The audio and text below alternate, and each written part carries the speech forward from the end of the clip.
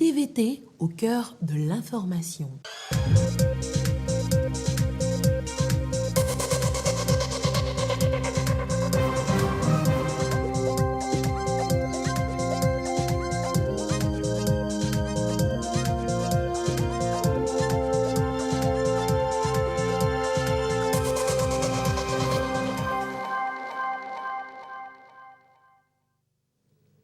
Mesdames, Messieurs, bonsoir.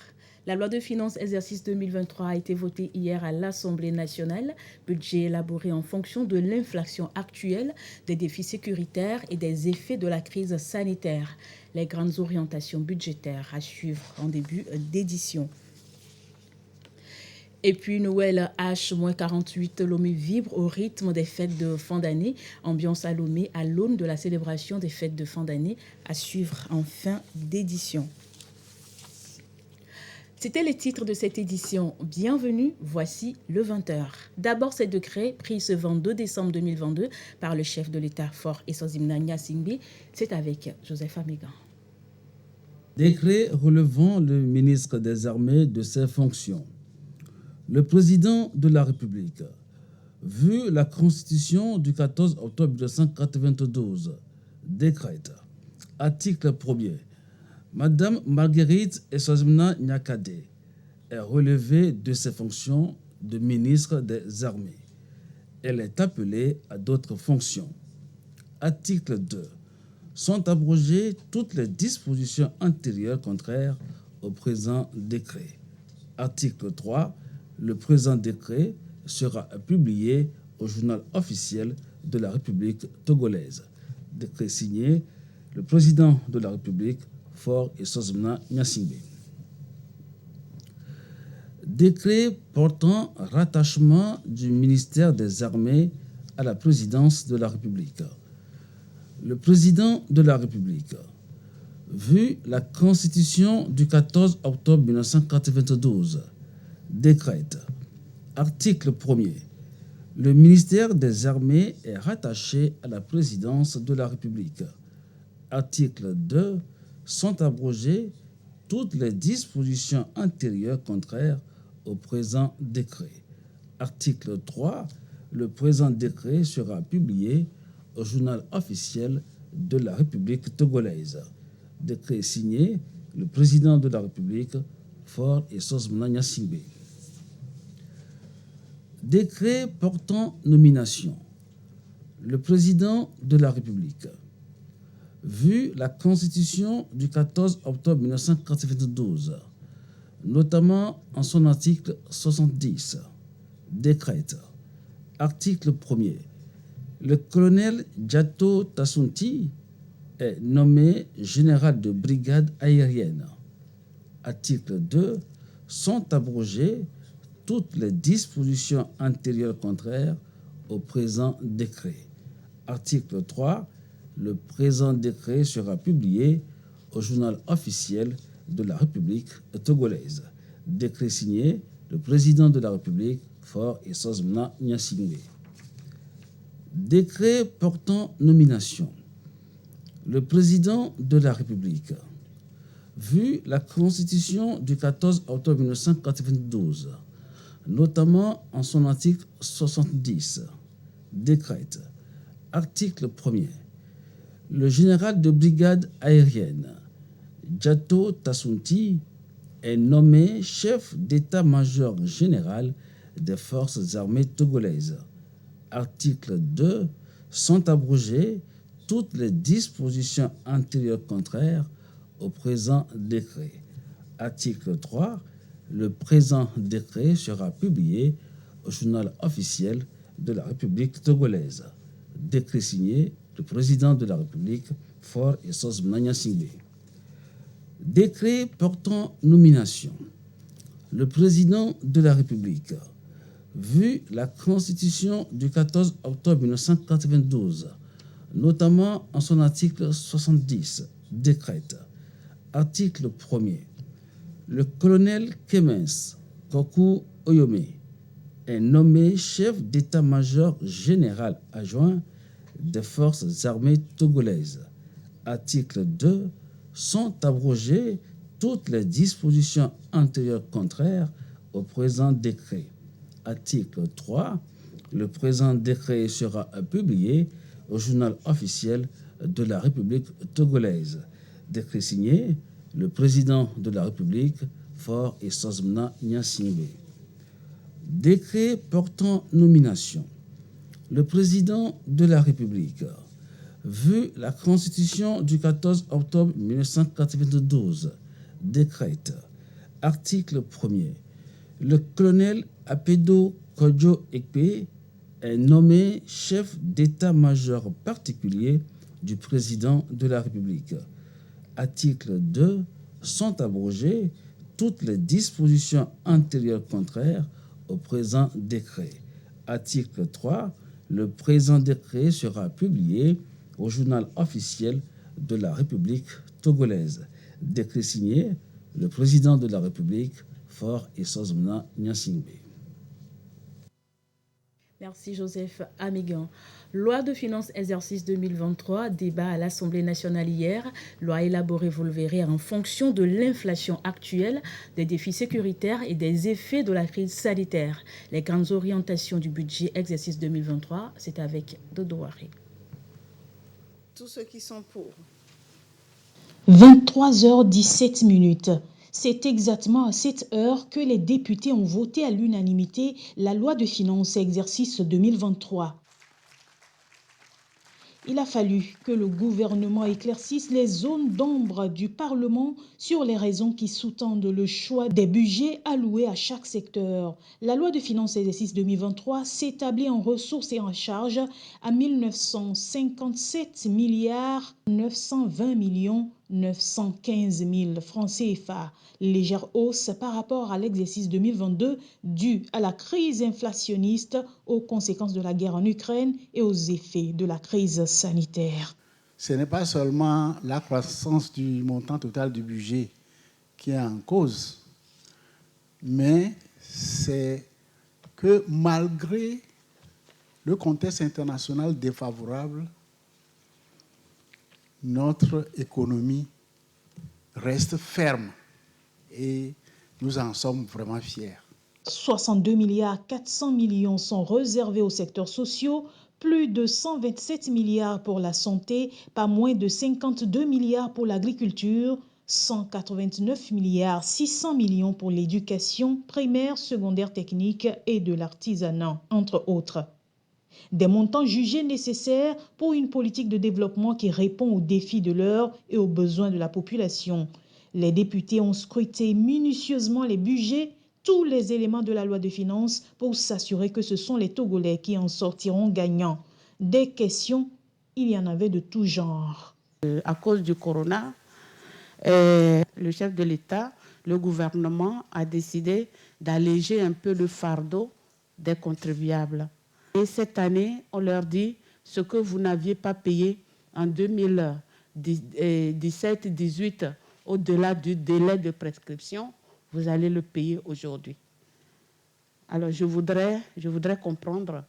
Nous pouvons retenir qu'en dépit d'une crise mondiale caractérisée par une forte inflation, l'économie togolaise a montré une certaine résilience. Un taux de croissance de 5,8% pour l'année 2022, une dette contenue à 101% du PIB d'ici la fin de l'année, en deçà de la norme communautaire qui est de 110%. Est-ce que, Monsieur le ministre, est-ce que c'est dû à votre rigueur légendaire? Est-ce que c'est dû à l'appartenance à l'UEMOA? Est-ce que c'est dû au respect des normes communautaires? Je voudrais faire allusion au plateau technique dans nos hôpitaux. Et à chaque fois que nous demandons le renouvellement de ces plateaux, on a pratiquement les mêmes réponses qui nous envoient dans le futur. Cette année encore, on nous dit que tout est prêt pour l'acquisition des 2 scanners pour le CHR et l'hôpital de Kara. On peut nous dire à peu près quand est-ce qu'on peut avoir ces 2 scanners. Les inquiétudes ont été dissipées au fur et à mesure que les débats avançaient. Les 3 groupes parlementaires donne au gouvernement les moyens de sa politique. Le groupe parlementaire UFC partage avec le gouvernement certains choix budgétaires, surtout concernant les lignes sociales notamment. Un accroissement des prévisions des dépenses consacrées aux secteurs sociaux à 623,4 milliards, soit une hausse de 19,6%, qui représente 49,3% dans le projet budget 2023. Les efforts restent à faire pour une répartition plus équitable des richesses du pays, mais c'est un pas important dans la bonne direction. Notre groupe parlementaire votera en faveur de cette loi de finances, justement parce que nous sommes confrontés à ces deux défis majeurs, la vie chère et le terrorisme. Et qu'en temps de crise, on ne décanille pas, on fait face ensemble. Le présent projet de loi exprime fidèlement la sincérité et la verdicité du gouvernement par rapport à la déclaration de sa politique générale.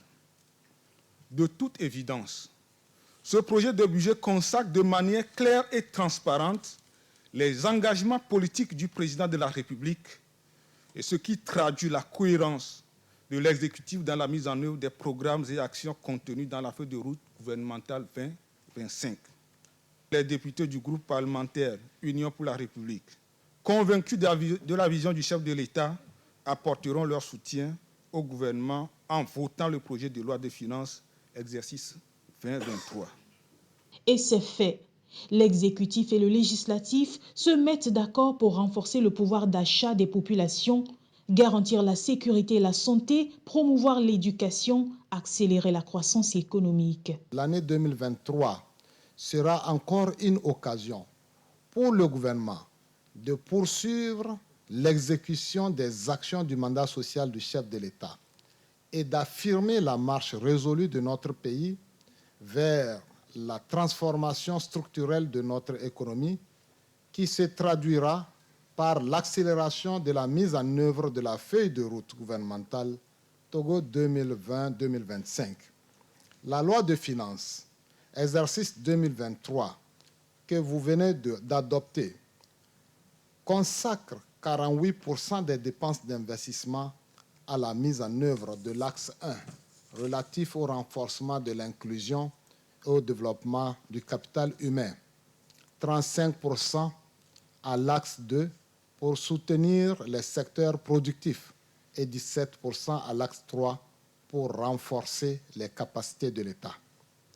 Plus spécifiquement, le budget exercice 2023 réserve aux secteurs sociaux un montant de 623,4 milliards de francs CFA, soit environ 49% de l'ensemble du budget, contre 522,2 milliards de francs CFA dans le budget 2022. Par ailleurs, le gouvernement restera constant dans ses efforts pour faire face aux menaces sécuritaires nationales et participer à la solidarité sous-régionale contre ces fléaux. Je voudrais saisir cette occasion pour remercier une fois encore, au nom du président de la République, l'Assemblée nationale pour sa disponibilité à accompagner dans le strict respect de son indépendance et sa mission de contrôle de l'action gouvernementale les différents programmes de développement initiés au profit de nos laborieuses populations. Le vote de cette loi en est un témoignage certain. C'est le plus grand exercice parlementaire qui, au bout de plusieurs heures de débat, connaît une fin satisfaisante. La présidente de l'Assemblée nationale reconnaît au travers de cette loi de finances le leadership du chef de l'État et sa vision stratégique contenue dans la feuille de route 2025. La loi de finances exercice 2023 que nous venons d'adopter s'équilibre en ressources et charges à 1957 milliards 920 millions 915 000, soit une hausse de 4,4% par rapport à l'exercice 2022. Il s'agit sans nul doute de la manifestation la plus tangible des progrès réalisés par notre pays, malgré la conjoncture économique mondiale défavorable. Je me dois de rendre un hommage vibrant au président de la République, son Excellence Faure Essouzimna Gnassingbé, pour sa vision et son leadership qui ne font jamais défaut dans la conduite des affaires de l'État. Au nom de la représentation nationale, j'exprime ici notre profonde admiration à son Excellence, Monsieur le Président de la République, et l'encourageons à continuer tous les efforts inlassables qu'il ne cesse de mettre en œuvre pour le bonheur de chaque fils, chaque fille de notre pays. La loi de finances 2023 contient plusieurs innovations.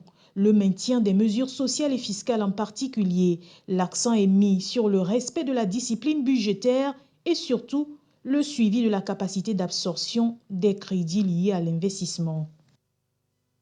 Des innovations ont été apportées à cette loi de finances. Vous le verrez, elle touche entre autres les mesures fiscales prises en faveur du secteur privé et public. Il est aussi prévu un certain nombre de mesures pour renforcer le pouvoir d'achat des populations. Dodo Waré. Le gouvernement veut davantage mobiliser les recettes fiscales en 2023. Mais il y a déjà cette inflation qui pèse sur le pouvoir d'achat et les chiffres d'affaires. Dans la nouvelle politique budgétaire, les contribuables sont exonérés de certaines taxes. Plusieurs charges fiscales sont également réduites. À l'endroit des ménages, une exonération de la TVA sur les opérations effectuées par les cantines scolaires, universitaires et d'entreprises au profit des élèves, des étudiants et du personnel. Et une exonération de la première tranche de l'impôt sur le revenu des personnes physiques et un allègement fiscal de cet impôt, c'est-à-dire l'IRPP, pour les autres tranches de salaire, tant du secteur public que du secteur privé, allant de 25% à 35% de réduction d'impôts. Ces allègements auront pour effet d'augmenter le salaire net, c'est-à-dire le pouvoir d'achat de ces employés, afin de les soutenir face à la cherté de la vie. À l'endroit des entreprises, la loi de finances exercice 2023 prévoit une suspension du paiement des acomptes provisionnels en cas de baisse drastique du chiffre d'affaires ou en cas de cessation d'activité. Une exonération des droits et taxes de douane sur les matériels et engins de bâtiments et travaux publics. Une reconduction de l'exonération des droits de douane et de TVA sur les véhicules électriques et hybrides neufs et des abattements fiscaux pour tout type de véhicule de moins de 5 ans. Une reconduction du régime fiscal dérogatoire applicable aux opérations de restructuration des entreprises en difficulté dans ce contexte difficile que nous connaissons avec les différentes crises. Une réduction du montant de la patente de 60% au profit des revendeurs de tissus de pagne. Des mesures d'inclusion sociale qui vont réduire la vulnérabilité des entreprises face aux crises et améliorer le bien-être de la population. Certaines dispositions de la loi de finances rectificative 2022 ont été reconduites à cet effet.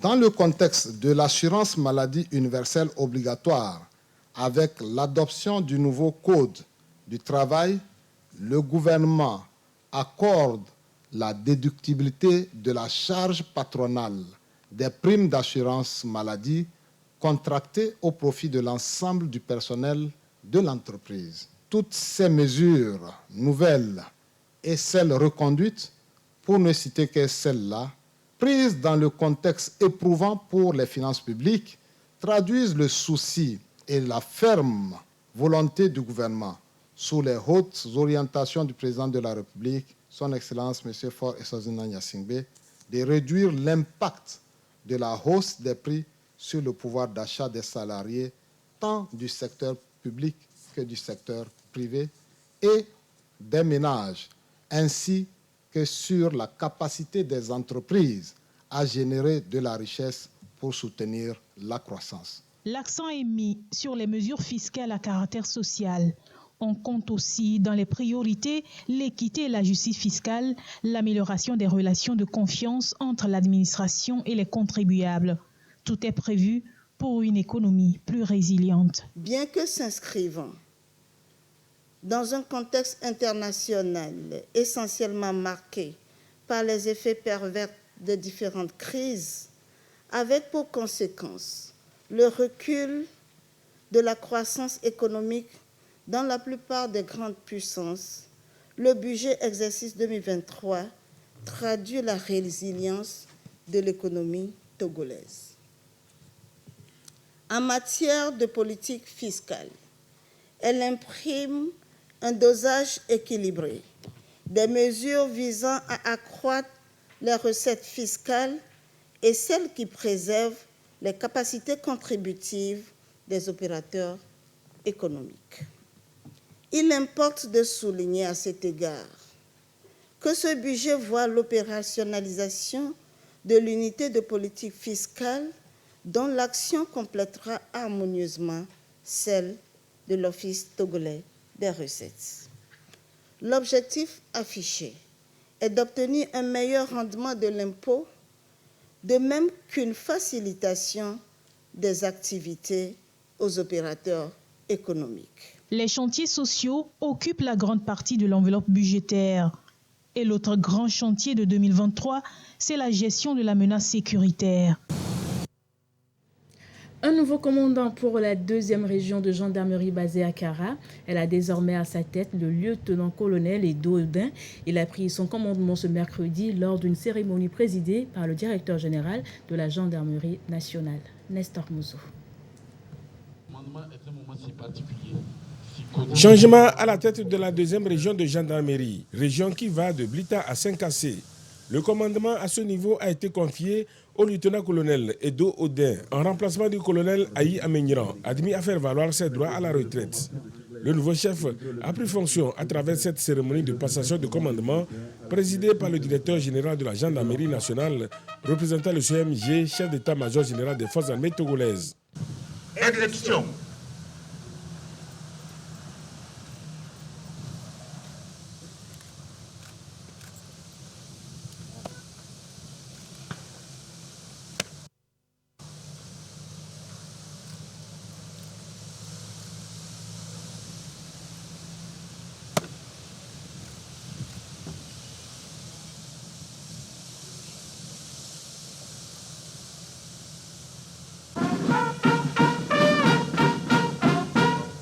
Officiers, sous-officiers, gendarmes de la 2e région de gendarmerie, de par le président de la République, chef des armées, vous reconnaîtrez désormais pour votre commandant de région, le lieutenant-colonel Odin Edo, ici présent.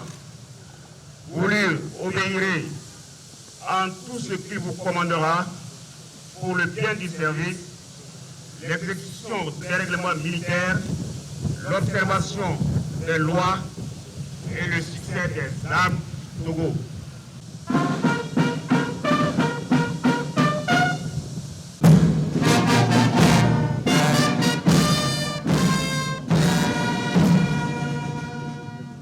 Issu de la 19e promotion de l'école des officiers d'actifs de Thiès au Sénégal, le lieutenant-colonel Edo Odin a suivi d'autres formations. Après 2 ans de formation de chef de section de 2000 à 2002, il acquiert un diplôme à l'école d'état-major de Pia en 2013. Nanti du certificat de lutte contre la criminalité transnationale organisée, délivré le 25 août 2016 à European Center for Security Studies de George Marshall en Allemagne, Edo Odin a occupé de nombreux postes dont les plus récents qui sont entre autres le commandant de groupement de gendarmerie de la région des Plateaux de 2016 à 2019 et de chef des opérations du centre opérationnel central de la gendarmerie nationale depuis le 25 novembre 2021, devenu aujourd'hui centre de planification et de gestion de crise de la gendarmerie nationale. Pour la circonstance, le colonel Aïe Amédiran, commandant sortant de la 2e région de gendarmerie, a rendu hommage au chef de l'État, chef des armées, pour la confiance qu'il lui a accordée en le nommant et le maintenant à ce poste pendant près de 6 ans et pour son inspiration et sa vision relative à la refondation des armées, refondation qui consiste à préserver le climat de paix et de sécurité indispensable à la réussite des efforts de développement dans un contexte mondial caractérisé par l'apparition de multiples vulnérabilités. Le commandant entrant, le colonel Edo Odin, a lui aussi témoigné sa reconnaissance au président de la République pour la responsabilité qu'il vient de lui confier. Il lui a raffirmé sa loyauté et sa fidélité. Le directeur général de la gendarmerie nationale, le colonel Kodjo Amana, a félicité le commandant sortant pour son brillant parcours à la tête de la 2e région de gendarmerie. Félicitations également au nouveau commandant pour sa nomination à ce poste de grande responsabilité. La confiance placée en lui doit se traduire chaque jour par son engagement à protéger les citoyens, leurs biens et défendre l'intégrité du territoire de son ressort, a souligné le directeur de la gendarmerie nationale. C'est après cette intervention qu'il a remis au nouveau commandant de la 2e région de gendarmerie sa fiche des tâches. La cérémonie de passation de commandement s'est achevée avec la signature des procès-verbaux. Actualité à l'étranger, perpétuité pour 4 suspects de l'attentat de Grand Bassam. Ceci près d'un mois après l'ouverture de ce procès de l'attentat qui a fait 19 morts dans la station balnéaire de Grand Bassam le 13 mars 2016. Le procureur de la République a requis mercredi la perpétuité pour 4 suspects de l'attaque terroriste de 2016.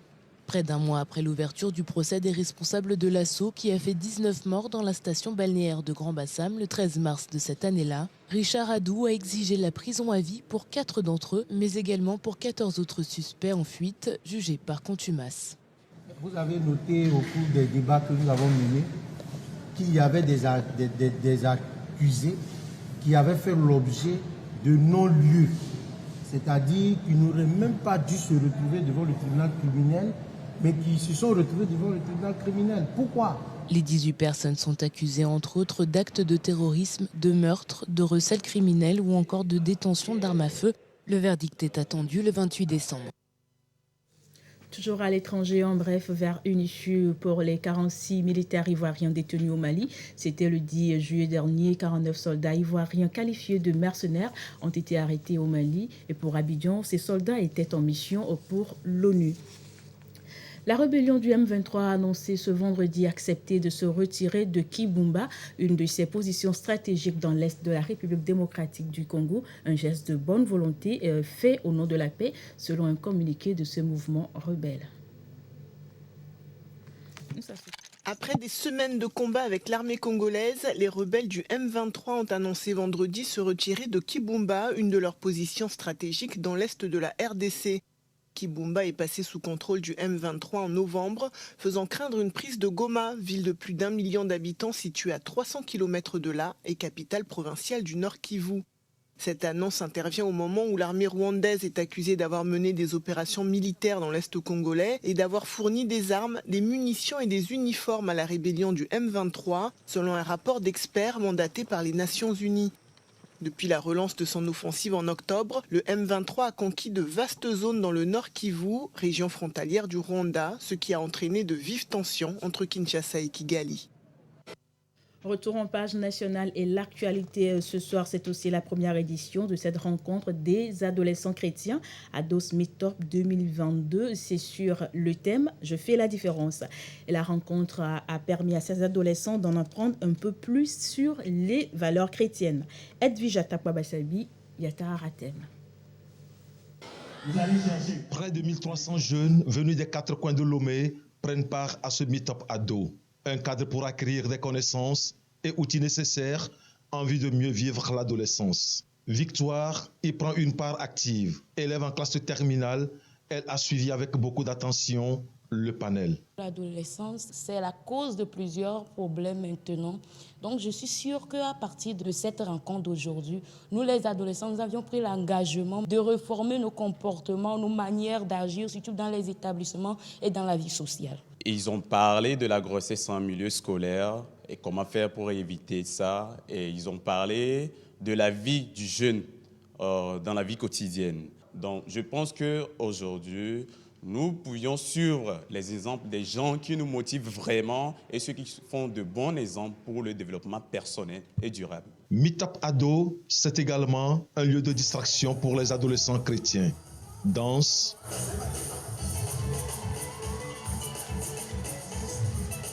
chant,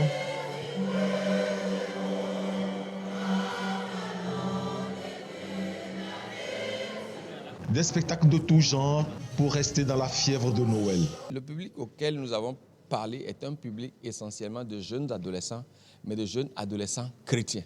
À partir de ce moment, la première valeur que nous leur avons conseillée, c'est la crainte de Dieu. Une autre valeur que nous leur avons montrée, la nécessité de travailler. Vous ne pouvez pas vous reposer alors que vous n'avez pas à travailler. Vous ne pouvez pas ne pas travailler de façon excellente et espérer faire la différence. Vous travaillez et vous devez être excellent. Il y a d'autres valeurs que nous avons partagées, notamment la résilience. Parce que face au choc que la vie est en train de donner à tout le monde, il faut avoir une capacité d'adaptation. Il y a les hormones de l'adolescence qui bouillonnent en eux et ça crée des conflits avec les parents, ça crée des conflits avec toute figure d'autorité.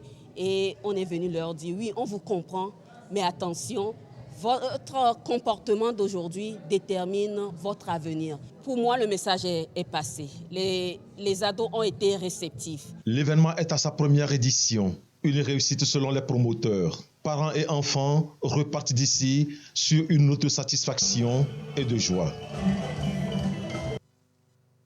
Bientôt la fête de Noël, c'est dans exactement 2 jours. L'ambassade de Chine au Togo et la communauté chinoise assistent le gouvernement togolais dans le cadre de l'opération Noël solidaire. Ils ont offert un lot de kits alimentaires et de jouets aux enfants démunis.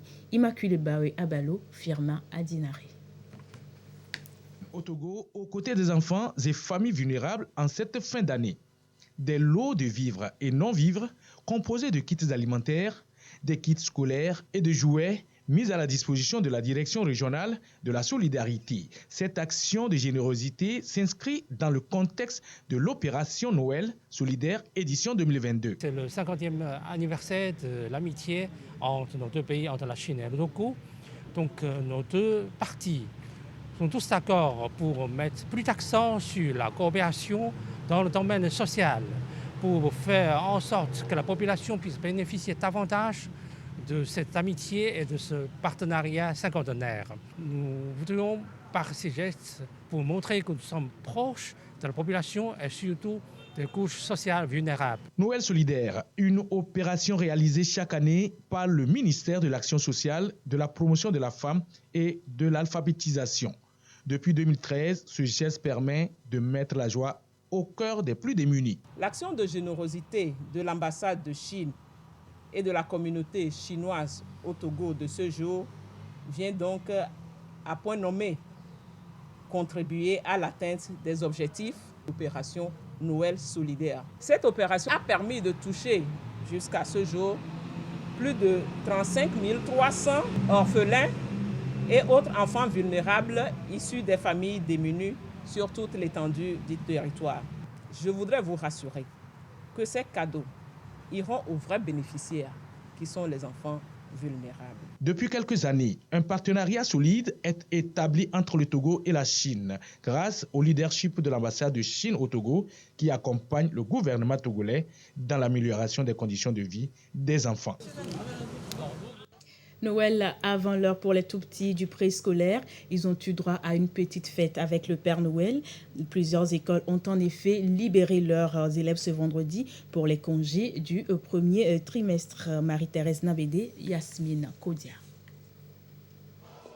Youchra, 4 ans, la fillette est pensionnaire d'une maternelle dans Gouenivé. Aujourd'hui, c'est la fête qui va porter à lui avec les blessures, qui va fêter avec papa.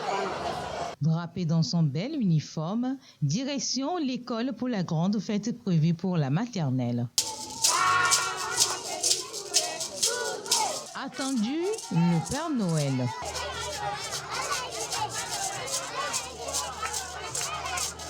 Je veux que Papa Noël me donne une voiture. Je veux que Papa Noël me donne une poupée. Et les cadeaux, les voici avec un Père Noël généreux. Tout content de leurs cadeaux, c'est en poésie qu'ils remercient le Père Noël.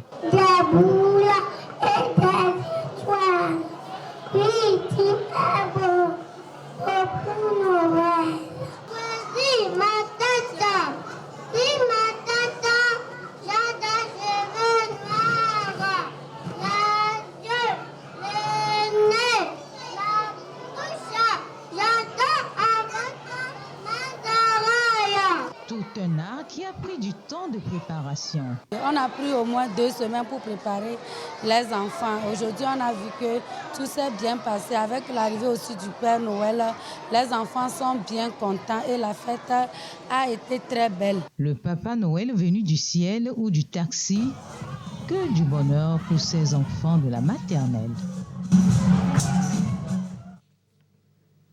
Je vous fais pour la suite lecture de ces 2 communiqués. D'abord celui du ministère de l'Action sociale, de la promotion de la femme et de l'alphabétisation.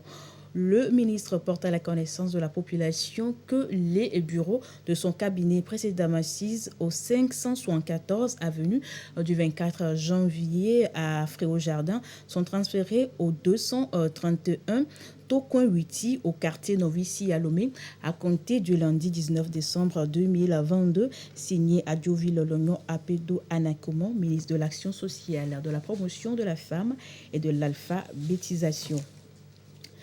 Le second communiqué nous vient du ministère de la Culture et du Tourisme. Le ministre porte à la connaissance du public togolais que la date limite de soumission des candidatures au prix international UNESCO Bangladesh Banga Bangou Cheikh Mujibur Rahman pour l'économie créative 2023, initialement fixée au 10 décembre 2022, est prorogée au 30 janvier 2023. Pour ce rappel, ce prix récompense des initiatives innovantes encourageant l'entrepreneuriat des jeunes dans le domaine des industries créatives. Les formulaires de candidature sont disponibles sur le lien http://secure.unesco.org/survey/index. Et pour toute information complémentaire, s'adresser au secrétariat du prix au créative economyprize@unesco.org. Signé Dr Kosi Lamadoukou, ministre de la Culture et du Tourisme. Ainsi s'achève votre journal préparé par l'ensemble de la rédaction et de la réalisation. Merci à vous de l'avoir suivi. Bon début de week-end chez vous. Mais avant de nous quitter, je vous amène faire le tour de la ville de Lomé. Lomé qui a fait peau neuve en ces temps festifs. La place de l'Indépendance, la colombe de la paix, l'ancienne fontaine lumineuse brille de mille feux. Bonsoir chez vous. Au revoir. C'est Noël, c'est Noël, c'est Noël rock. Un Noël jeune et un Noël gai. La neige, les gens frappent à toutes les portes. Très tôt, les cœurs se sentent vite éveillés. C'est Noël, c'est Noël, c'est Noël rock. Un Noël frais et un Noël blanc. Dans ces bals qui font des Noëls tout blancs. Le plus beau des temps. Mais personne n'est triste, tout le monde chante quand la vie nous enchante. Oui, c'est Noël, joyeux Noël. C'est Noël rock. Get up, jingle us, pick up your feet. Jiggle around the clock. Mix and mingle and the jingle and beat. That's the jingle bell rock. C'est Noël, c'est Noël, c'est Noël rock. Un Noël jeune et un Noël gai. La neige, les gens frappent à toutes les portes. Très tôt, les cœurs se sentent vite éveillés. C'est Noël, c'est Noël, c'est Noël rock. Un Noël frais et un Noël blanc. Dans ces balles qui font des Noëls tout blancs. Le